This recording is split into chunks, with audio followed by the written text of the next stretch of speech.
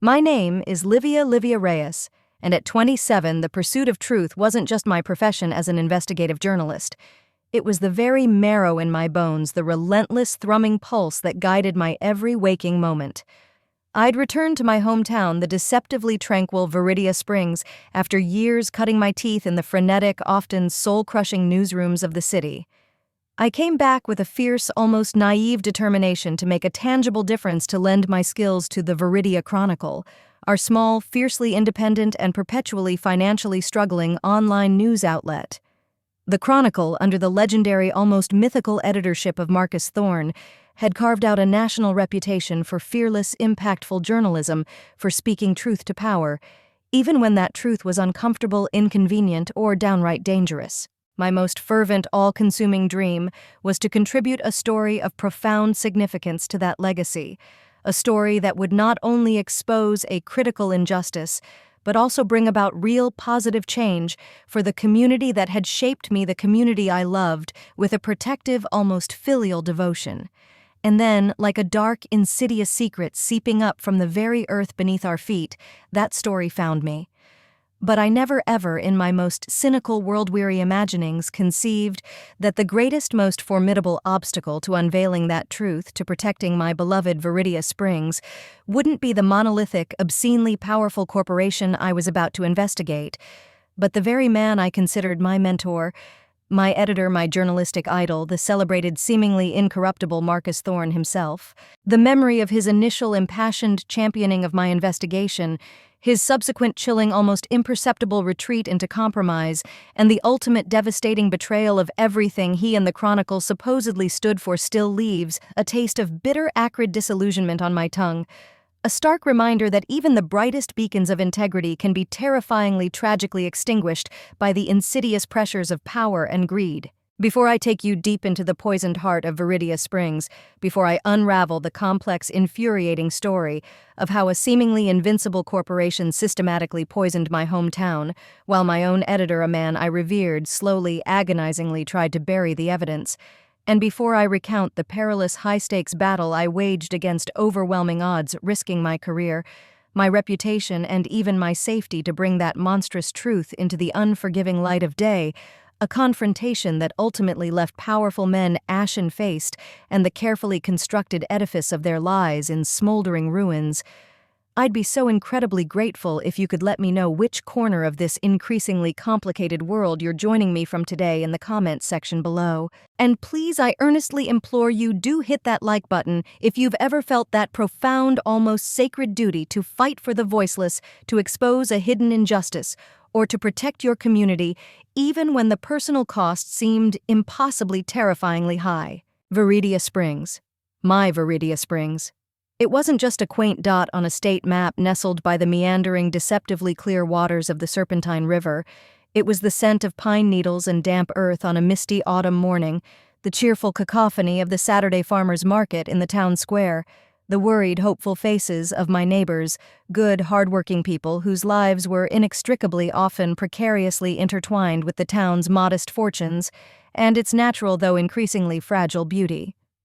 For generations, Viridia Springs had prided itself on its clean air, its pristine water, its close-knit community. But in recent years, a subtle, insidious shadow had begun to fall. A persistent metallic tang sometimes laced the morning mist. Unexplained rashes and respiratory illnesses plagued the children in the poorer downstream district of Riverbend. The once abundant fish in the Serpentine were becoming noticeably scarcer, their bodies sometimes bearing strange, unsettling lesions. The official explanations from the town council often echoing reassurances from Corp, the monolithic chemical manufacturing plant that was the town's largest employer and most powerful corporate citizen, were always the same naturally occurring phenomena, unrelated anecdotal incidents, within acceptable regulatory limits. But a persistent gnawing unease, a journalist's sixth sense, told me otherwise. My investigation began not with a dramatic bang, but with a quiet, worried whisper. It was a hushed, fearful phone call from Mrs. Henderson, my beloved, now frail third-grade teacher who lived in Riverbend. Her roses, she said, her voice trembling, the prize-winning roses her late husband had lovingly cultivated for decades, were inexplicably wilting, their leaves spotted with a strange, oily residue. Her cat Mittens had developed a persistent hacking cough. And then her voice dropping to an almost inaudible murmur, she spoke of the children of little Timmy down the street with his constant nosebleeds, of Sarah Jane next door, whose summer asthma now seemed to last all year round. Her call was followed by others, tentative at first, then more urgent, a growing chorus of hushed anxieties from the Riverbend community. I started spending my evenings and weekends there long after my official Chronicle duties were done, not as a journalist initially, but as a concerned neighbor, a listening ear. I walked the riverbanks, noting the unnaturally slick, rainbow-sheened patches on the water's surface near Omnicorp's heavily guarded discharge pipes, the strangely stunted, discolored vegetation along the shoreline.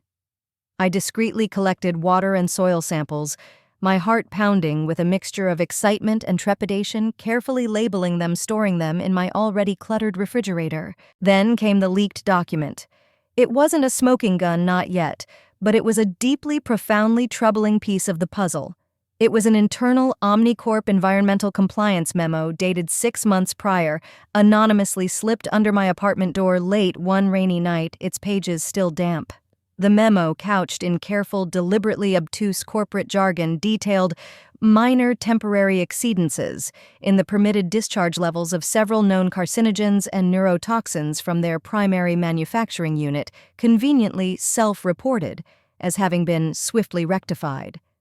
But the dates of these temporary exceedances coincided alarmingly with a significant spike in hospital admissions for acute respiratory distress in the Riverbend area, a correlation the official town health reports had conveniently, or perhaps deliberately, overlooked.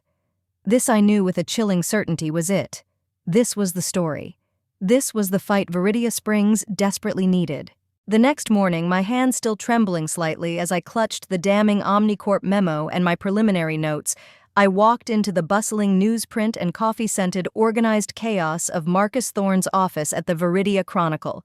Marcus, a man whose craggy, careworn face and piercing blue eyes seemed to embody the very essence of fearless old-school investigative journalism, was a legend. His office walls were a testament to a career spent comforting the afflicted and afflicting the comfortable, framed Pulitzer nominations. Prestigious press awards, grainy photographs of him standing shoulder to shoulder with striking miners, with grieving families, with whistleblowers whose lives he had helped change. He listened to my breathless, impassioned pitch, his gaze fixed intently on mine, his only movements, the occasional thoughtful stroking of his gray, stubbled chin. He examined the leaked memo, his brow furrowing deeper with each paragraph. He scrutinized my carefully compiled timeline of illnesses, my photographs of the discolored riverbank, my preliminary, still unofficial water sample, results which I'd paid for out of my own meager salary at a small, independent lab in the next county. When I finally finished, my voice hoarse with a mixture of nerves and conviction, there was a long, charged silence. Then Marcus leaned back in his creaking leather chair, a slow, almost predatory smile spreading across his face, the kind of smile that made corrupt politicians and corporate malfeasors tremble. "Livia," he said, his voice a low, appreciative rumble that sent a shiver of pure adrenaline down my spine. This is why we do what we do. This is a Viridia Chronicle story through and through. It's got teeth, it's got heart, and it's got a very big, very powerful, and very potentially guilty Goliath. I love it." My own heart soared. This was the Marcus Thorne I revered, the journalistic crusader. "Consider yourself officially assigned." He continued, his eyes gleaming with a familiar fire. "Full resources. My complete backing. Dig deep, Livia. Turn over every damn rock. Find the undeniable proof. We're going to nail these bastards to the wall." For the next few exhilarating, exhausting months, I threw myself into the Omnicorp investigation with an almost manic, all-consuming intensity. Marcus, true to his initial word, was incredibly supportive, a dream editor. He cleared my other assignments, secured me a modest travel and research budget, and ran interference with the paper's anxious, budget-conscious publisher whenever my expenses threatened to escalate. I spent my days immersed in complex scientific papers on toxicology and environmental engineering, my evenings interviewing frightened but increasingly desperate Riverbend residents in their small, shadowed living rooms, their voices often choked with tears as they recounted stories of sick children, dying pets, and a gnawing, pervasive fear of the very air they breathed, the water they drank. I cultivated sources within the local health department, within the town council, even very carefully, very discreetly trying to find sympathetic ears within Omnicorp itself, though that felt like penetrating an impregnable fortress. I learned to navigate the labyrinthine world of environmental regulations, freedom of information requests, and corporate shell companies. Dr. Anya Sharma, a young, brilliant, and increasingly disillusioned pediatrician at the Viridia Springs Community Clinic, who had been quietly, independently tracking the alarming cluster of rare childhood illnesses in Riverbend, became an invaluable, albeit initially very cautious ally, sharing anonymized statistical data that painted an even more horrifying picture than I had first imagined. The evidence was mounting piece by painstaking piece, forming a damning, irrefutable mosaic of corporate negligence, environmental devastation, and profound human suffering. My investigation was no longer just a story, it was a crusade. Then, just as I felt I was on the verge of a major breakthrough, on the cusp of obtaining the final, incontrovertible piece of evidence that would definitively link Omnicorp's specific chemical discharges to the unique pattern of illnesses in Riverbend, a crucial internal whistleblower report I had been painstakingly cultivating for weeks, the atmosphere at the Viridia Chronicle began to subtly, almost imperceptibly change. Marcus Thorne, my champion, my mentor, started to seem different. It began with small things. He became harder to reach, his office door more frequently closed. Our once daily enthusiastic strategy sessions about the Omnicorp investigation dwindled to brief perfunctory check-ins. He started questioning my sources with a new, almost nitpicking skepticism, demanding impossibly high, almost unattainable burdens of proof for even minor corroborating details. "We need to be absolutely bulletproof on this one, Livia," he'd say, his gaze not quite meeting mine. "Omnicorp has an army of lawyers. One slip, one uncorroborated claim, and they'll tear us and the Chronicle to shreds." His caution initially seemed reasonable, even prudent, the mark of a seasoned, responsible editor. But then came the more overt, more troubling signs.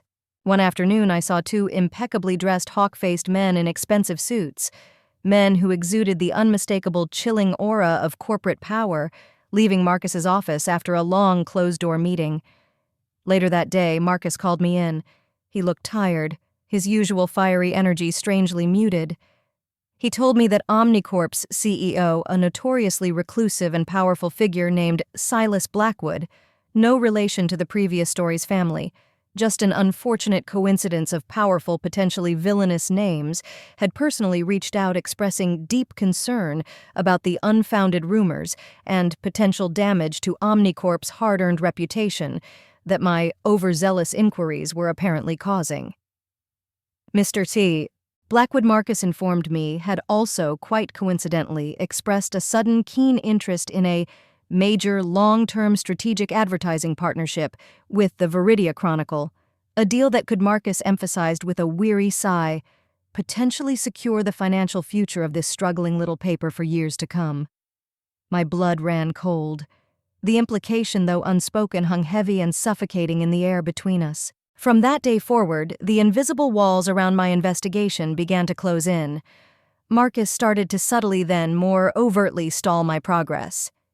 He'd insist on personally reviewing every line of my notes, every interview transcript, often holding on to them for days, citing his busy schedule.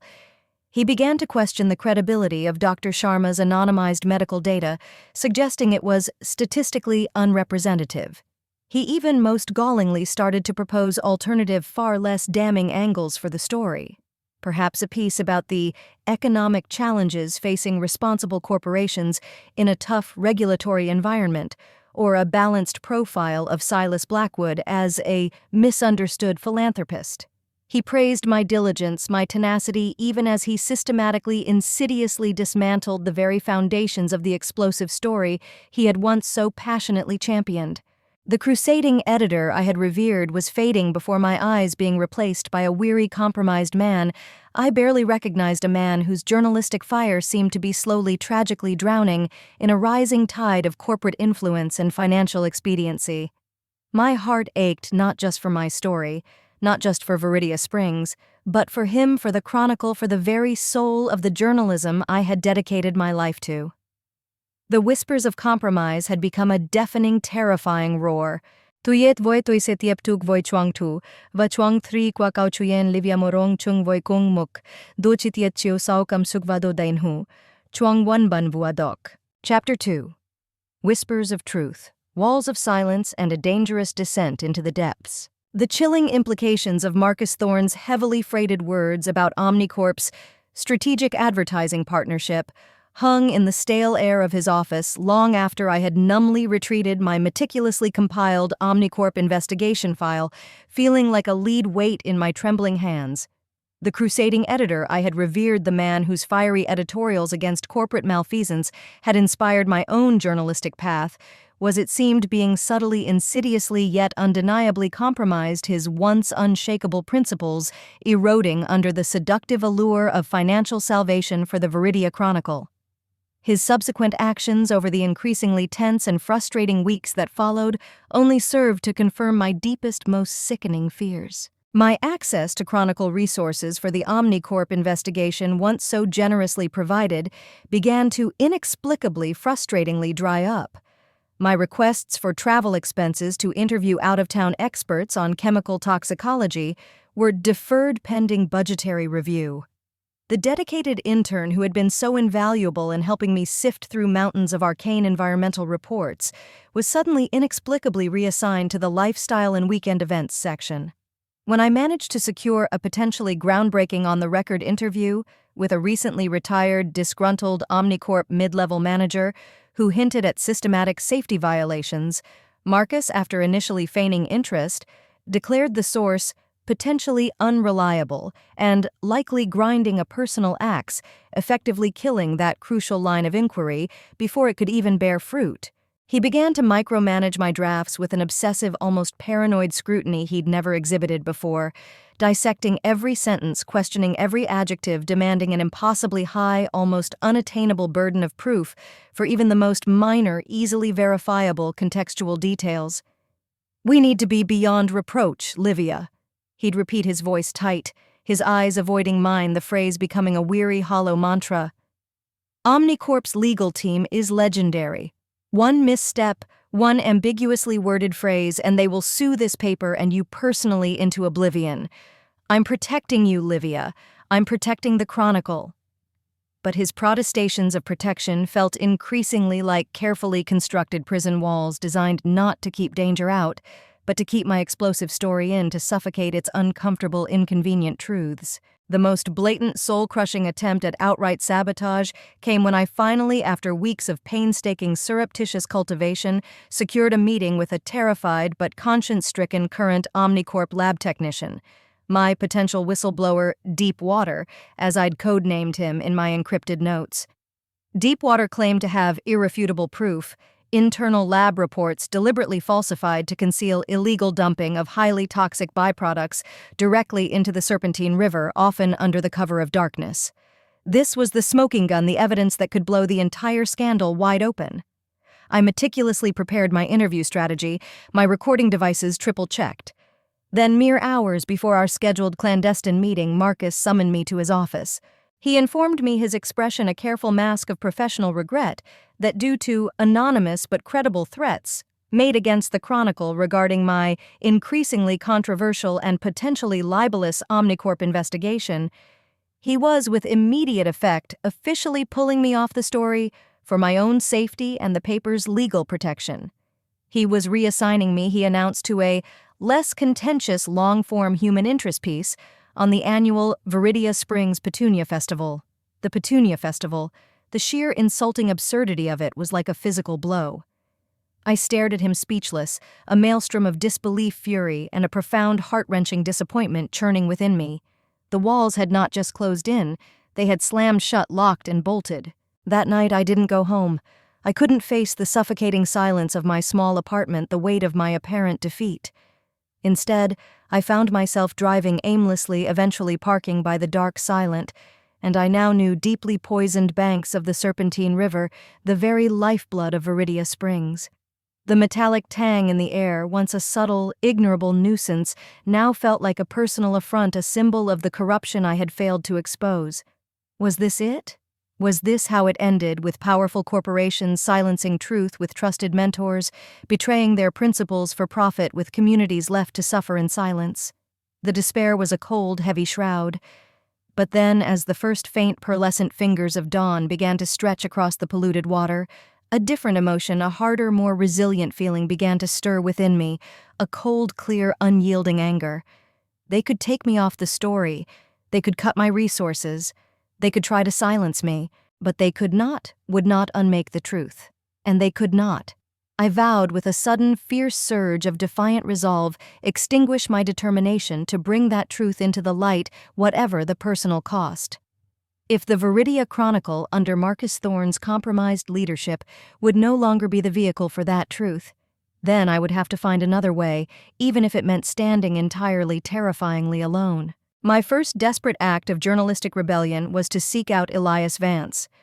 Mr. Vance, no relation to the Alara Vance from Maya's story, though the shared surname felt like a small encouraging nod from the universe, was a legend in his own right, a revered Pulitzer Prize-winning investigative journalist who had retired to a secluded, book-filled cabin on the outskirts of Viridia Springs after a storied, often controversial career spent taking on corporate Goliaths and corrupt politicians at a major national newspaper. He was notoriously reclusive, fiercely private, and according to local lore, utterly intolerant of fools' time-wasters, and above all, journalists who lacked courage or integrity. I found his unlisted number through a series of discreet inquiries amongst older members of the Viridia Springs Historical Society, where he occasionally reluctantly gave talks. My hands trembled as I dialed, half expecting to be curtly dismissed. But when I, in a rush of desperate, heartfelt words, explained my predicament outlining the Omnicorp situation and Marcus Thorne's betrayal, there was a long, thoughtful silence on the other end of the line, then a low, gravelly chuckle. "So Marcus Thorne finally sold his soul, did he?" Elias Vance rasped, his voice like sandpaper and old whiskey. "Can't say I'm entirely surprised, girl. Power and money have a way of corroding even the shiniest of principles. But this Omnicorp... this stinks to high heaven. Tell me everything, and I mean everything." Over the next few weeks, Mr. Vance's cabin became my secret sanctuary, my unofficial newsroom, my school of hard knocks investigative journalism. He was a demanding, irascible, but incredibly generous mentor. He listened, he questioned, he challenged, he taught. He showed me how to protect my sources more effectively using encrypted communication and dead drops. He taught me advanced techniques for digging through arcane corporate filings, for tracing money trails, for cultivating reluctant whistleblowers. He connected me with some of his old trusted contacts, a retired EPA enforcement officer, a famously tenacious public interest lawyer, who provided invaluable off-the-record advice and insights. Most importantly, he reignited my flagging morale, his own unyielding belief in the power of truth, in the absolute necessity of journalistic courage acting as a potent antidote to the cynicism and despair that had threatened to consume me. "Truth is a stubborn old mule, Livia," he'd often say, his eyes twinkling under bushy white eyebrows. "It kicks hardest when someone tries to bury it alive. Our job is just to give it a clear path to daylight." My other crucial, though initially far more reluctant ally remained Dr. Anya Sharma, the brilliant, compassionate pediatrician at the Viridia Springs Community Clinic. After my initial tentative approaches, she had become increasingly alarmed by the undeniable patterns of rare childhood cancers, severe respiratory illnesses, and unexplained neurological disorders emerging with frightening regularity in her young patients from the Riverbend district. She was, however, terrified of the potential repercussions if she spoke out publicly. Professional ruin, a smear campaign by Omnicorp's powerful PR machine, even threats to her family's safety. But as I, under Elias Vance's tutelage, began to share with her the mounting specific evidence of Omnicorp's likely culpability, the leaked internal memo, the patterns of chemical discharge that correlated with spikes in local illnesses, the company's history of environmental violations in other communities. Her scientific integrity and her deep, fierce love for her young patients began to outweigh her justifiable fear.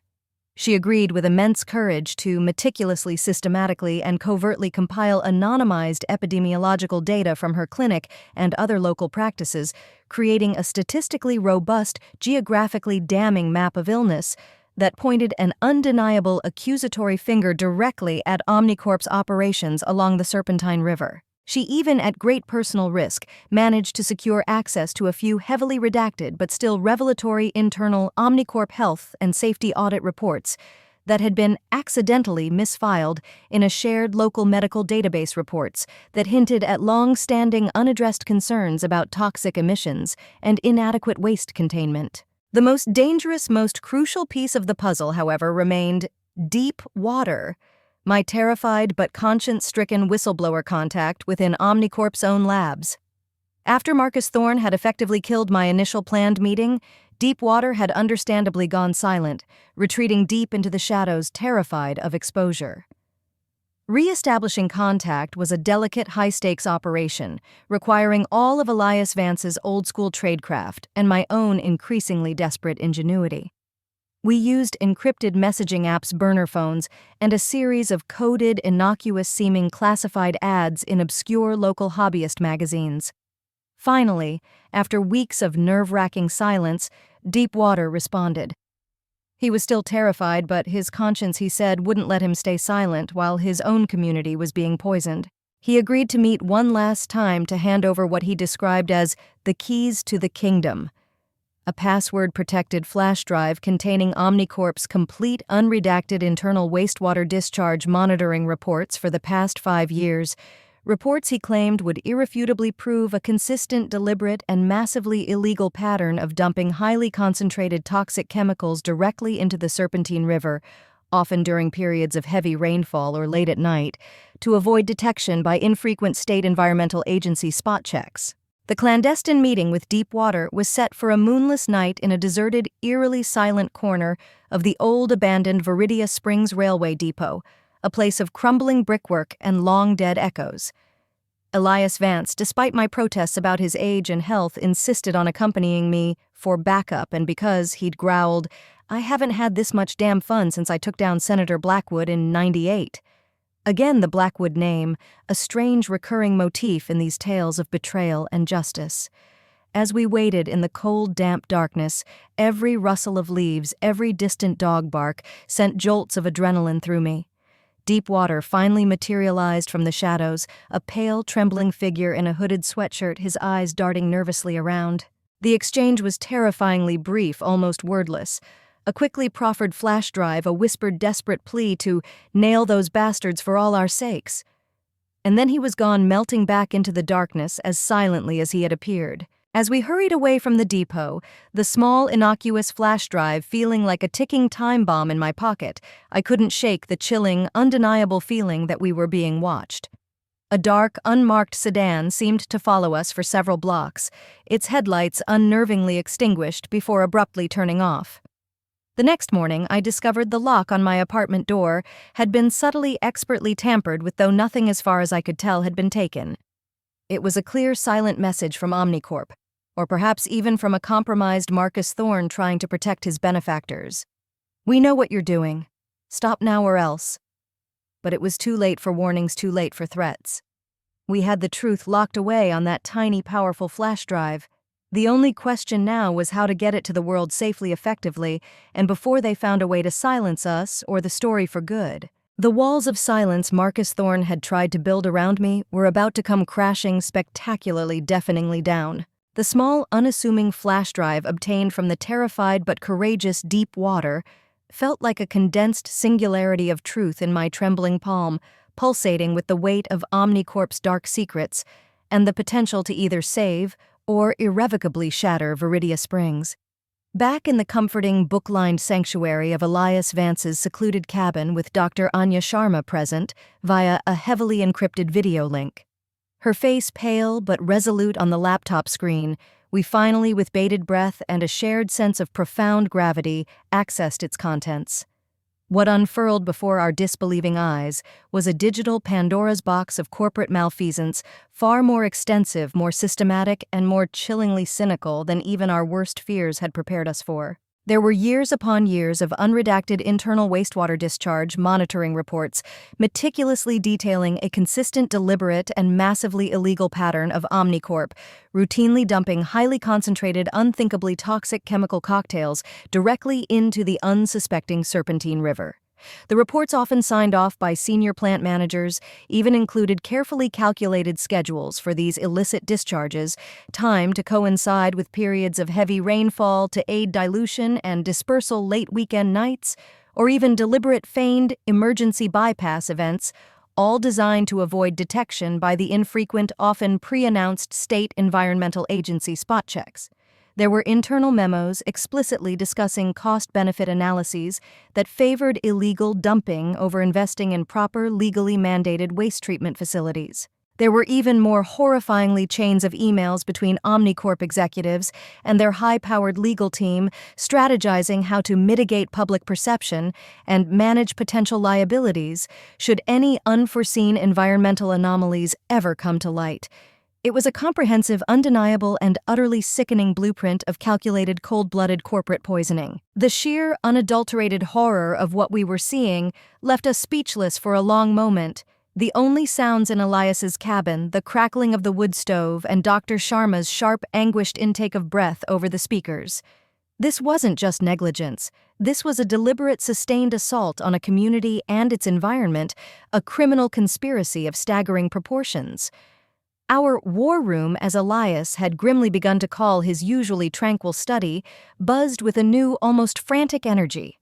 We meticulously, systematically organized the overwhelming evidence Deepwater's devastating digital archive, Dr. Sharma's meticulously compiled epidemiological studies, and damning anonymized patient data, clearly linking specific Omnicorp chemical signatures to the unique cluster of horrific illnesses in Riverbend.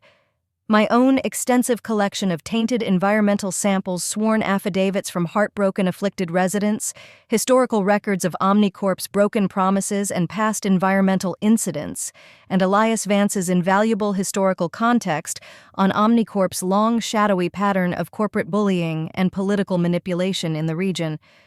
The case we were building was no longer just compelling. It was, we felt with a growing, almost terrifying certainty, absolutely unassailably airtight. The strategic discussions that followed were intense, fraught with ethical dilemmas and very real fears. We knew with absolute certainty that Marcus Thorne would never, ever publish this story in the Viridia Chronicle. He was too compromised, too deeply entangled, too financially dependent now on Omnicorp's tainted largesse. Going to any other local or even regional media outlet felt equally perilous. Omnicorp's insidious influence, its network of well-placed friends and advertisers, extended far and wide. We had to bypass them all. We had to go national, even international, to a news organization with the resources, the legal firepower, and above all, the unshakable journalistic integrity to withstand the inevitable ferocious corporate and political storm our revelations would unleash. The risks were immense, not just to our own careers and reputations, but more terrifyingly to the safety of Deepwater, whose identity we were sworn to protect at all costs, and even perhaps to ourselves. Omnicorp, we knew, would fight back with every dirty trick in its formidable arsenal. After much agonizing debate research and several sleepless nights spent weighing options, we made our choice. We would leak the entire, unadulterated investigation, every last damning document, every piece of heartbreaking testimony to the Global Sentinel, a fiercely independent, internationally respected, non-profit investigative journalism consortium renowned for its groundbreaking, Pulitzer-winning exposés on corporate crime, environmental devastation, and governmental corruption. Their reputation for meticulous, fact-checking, ironclad source protection, and fearless reporting was unparalleled. Elias Vance, using a carefully cultivated, decades-old trusted contact high within the Sentinel's notoriously impenetrable editorial structure, initiated the first tentative, heavily encrypted communication. The process of securely transmitting the massive multi-gigabyte data trove to the Global Sentinel's secure servers, located on another continent, was a masterclass in clandestine tradecraft orchestrated by Elias with the calm precision of an old Cold War spy. It involved multiple encrypted transfers, anonymous dead drops for physical backups, and a nerve-wracking series of coded confirmations. For weeks afterwards, as the Sentinel's elite team of investigative journalists, data analysts, and environmental scientists began their own rigorous independent verification process, Livia existed in a strange, surreal bubble of heightened anxiety and forced normality. She went through the motions at the Viridia Chronicle, enduring Marcus Thorne's increasingly strained attempts at casual conversation, his pointed, almost threatening inquiries about her current projects, all the while guarding the explosive secret that felt like a live grenade in her gut. Thorne, perhaps sensing her continued quiet defiance, or perhaps merely acting on Omnicorp's increasingly paranoid instructions, tried one last desperate gambit. He called her into his office, his face a mask of feigned paternal concern. He spoke of rumors of misguided youthful idealism, of the dangers of unchecked speculation. He then offered her a substantial promotion, a prestigious new editorial role with a significant pay raise far away from Viridia Springs, at a sister publication owned by the Chronicle's parent company. A golden cage, a silken muzzle, a clear, unambiguous bribe to leave town and abandon her investigation. Livia looked him squarely in the eye, her own gaze clear and unwavering, and politely firmly declined. His face tightened, a flicker of something cold and reptilian briefly surfacing in his eyes before he quickly masked it. The battle lines were now irrevocably drawn. The Global Sentinel's expose, when it finally broke, wasn't just a news story. It was a global cataclysm, a multi-platform, multimedia detonation of truth that reverberated around the world. It launched simultaneously online in a special television documentary broadcast in dozens of countries and in a special print edition of the Sentinel's partner newspapers. The headlines were stark, brutal, and uncompromising: Viridia Springs Anatomy of a Corporate Poisoning. Omnicorp's River of Lies. The editor who sold his town inside the Viridia Chronicle cover-up. The meticulously documented evidence, the leaked internal reports, the manipulated data, the heartbreaking testimonies of sick children, the damning timeline of Thorne's complicity was laid bare for all to see. The public shock was immediate, visceral, and immense. Social media exploded in a firestorm of outrage. #Justice for Viridia Springs and #Omnicorp kills trended globally for days. The phones at the Global Sentinel, at NEPA, at the Department of Justice, at Omnicorp's lavish corporate headquarters, and even at the humble, now deeply shamed offices of the Viridia Chronicle rang off the hook. The reckoning was swift, brutal, and comprehensive. For Omnicorp, it was a corporate apocalypse. Their CEO, Silas Blackwood, and several other top executives were immediately subpoenaed to appear before emergency congressional hearings, their evasive, jargon-filled testimony further enraging the public. Their stock price plummeted by nearly 60% in a matter of days, wiping out billions in shareholder value. Shareholder revolts and class action lawsuits erupted. The Environmental Protection Agency, the Department of Justice, and even international environmental courts launched multiple wide-ranging investigations into Omnicorp's global operations, uncovering similar patterns of deceit and pollution in other vulnerable communities around the world. Arrest warrants were eventually issued for several key executives, including Silas Blackwood himself, on charges ranging from violating the Clean Water Act and falsifying environmental reports to conspiracy, reckless endangerment, and in a few tragic cases where childhood illnesses had proven fatal, even involuntary corporate manslaughter. The legal battles would stretch on for years, but Omnicorp as it had existed was effectively mortally wounded. For Marcus Thorne, the fallout was equally devastating, a tragic public implosion of a once revered journalistic career. His reaction to the Global Sentinel's expose, when he realized Livia had not only bypassed him, but had also, with Elias Vance's help, meticulously documented his own complicity and obstruction, was reportedly one of apoplectic, incredulous fury, followed by a complete, almost catatonic collapse. The internal crisis at the Viridia Chronicle was immediate and profound. His own staff, many of whom had long harbored suspicions about his changing demeanor and his inexplicable stonewalling of the Omnicorp story, felt deeply betrayed, their trust in his leadership irrevocably shattered. Several senior reporters resigned in protest. The Chronicle's small independent board of directors, finally forced to confront the undeniable evidence of Thorne's ethical bankruptcy, demanded his immediate, unconditional resignation. His pale-face moment came not in a single dramatic confrontation, but in a series of humiliating public appearances. a disastrously defensive press conference where he tried to paint himself as a victim of Livia's rogue, unsubstantiated journalism, a scathing televised interview where a seasoned national anchor mercilessly dismantled his lies, and finally, the quiet, ignominious announcement of his permanent retirement from journalism. The Viridia Chronicle itself, its reputation in tatters, fought for its very survival, eventually being restructured under new, fiercely independent editorial leadership. Its first major undertaking, a series of deeply apologetic, soul-searching articles about its own past failures and a renewed commitment to uncompromised investigative truth. And for Viridia Springs, the revelations brought a complex, painful mixture of vindication, profound anger, communal grief, but also, for the first time in years, a tangible, almost defiant sense of hope. Town hall meetings, once sparsely attended, were now packed with passionate, engaged citizens demanding accountability and action. Vigils were held for those lost and those still suffering.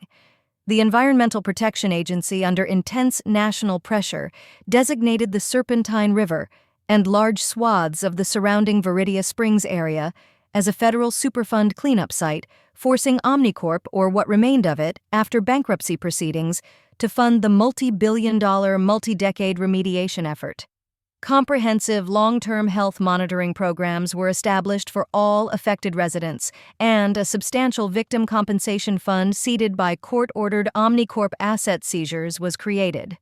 Several complicit local officials who had for years ignored residents' concerns and facilitated Omnicorp's reign of environmental terror in exchange for campaign contributions and other favors were also swept from office in a wave of popular fury at the next election, replaced by a new generation of community leaders committed to transparency, environmental justice, and public health. The professional aftermath for me, Livia Reyes, was, to put it mildly, overwhelming.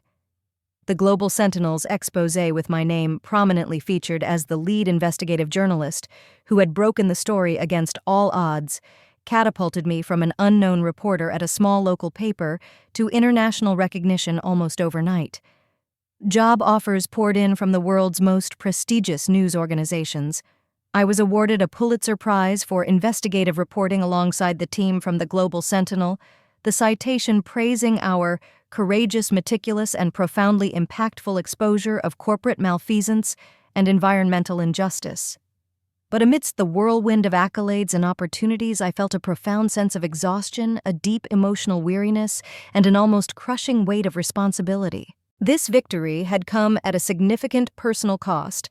Friendships, strained family ties, tested my own safety, repeatedly threatened my youthful idealism, irrevocably tempered by a harsh encounter with the darkest aspects of human greed and institutional betrayal. After much soul-searching and long conversations with Elias Vance and Dr. Anya Sharma, I made my decision.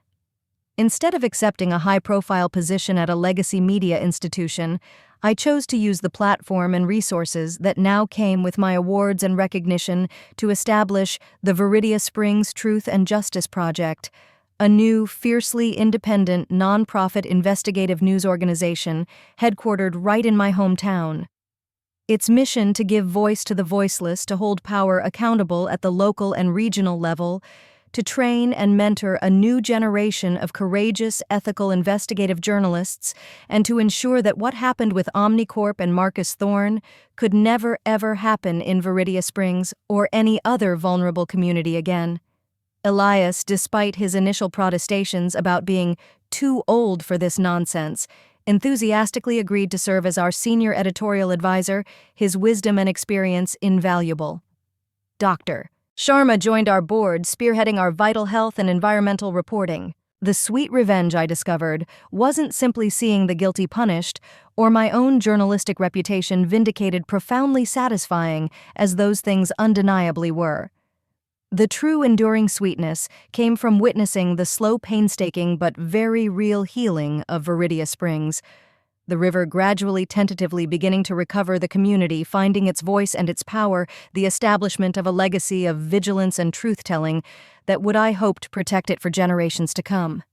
It was in the grateful, tearful eyes of Mrs. Henderson when the first independent environmental report showed a measurable decrease in toxins in her beloved rose garden. It was in the fierce, determined hope of the young parents in Riverbend, now actively involved in shaping their town's healthier future. It was in the knowledge that our collective fight, born of so much pain and betrayal, had ultimately brought about not just exposure, but tangible, life-affirming change. The fight for truth, I now understood with every fiber of my being, is never truly finally over. It is an ongoing, sacred, and absolutely essential human endeavor. And Livia Reyes was now more than ever committed to waging it one story, one community, one hard-won truth at a time. Have you ever witnessed or experienced a situation where powerful institutions or individuals tried to suppress a damaging truth, and what did it take? Or what would it take to bring that truth into the light? What does journalistic integrity or integrity in any profession truly mean to you in a world often dominated by profit and power? Share your profound thoughts, your personal experiences, and your own stories of courage and conviction in the comments section below. And please don't forget to like this video and subscribe for more compelling, in-depth explorations of the relentless, often perilous, but ultimately indispensable pursuit of truth and justice. Remember, a free, uncompromised, and courageous press is not just a cornerstone of democracy, it is the very lifeblood of a just and healthy society. Thank you from the very bottom of my investigative journalist's heart for joining me on this extraordinary, challenging, but ultimately transformative journey to unearth the truth for Viridia Springs.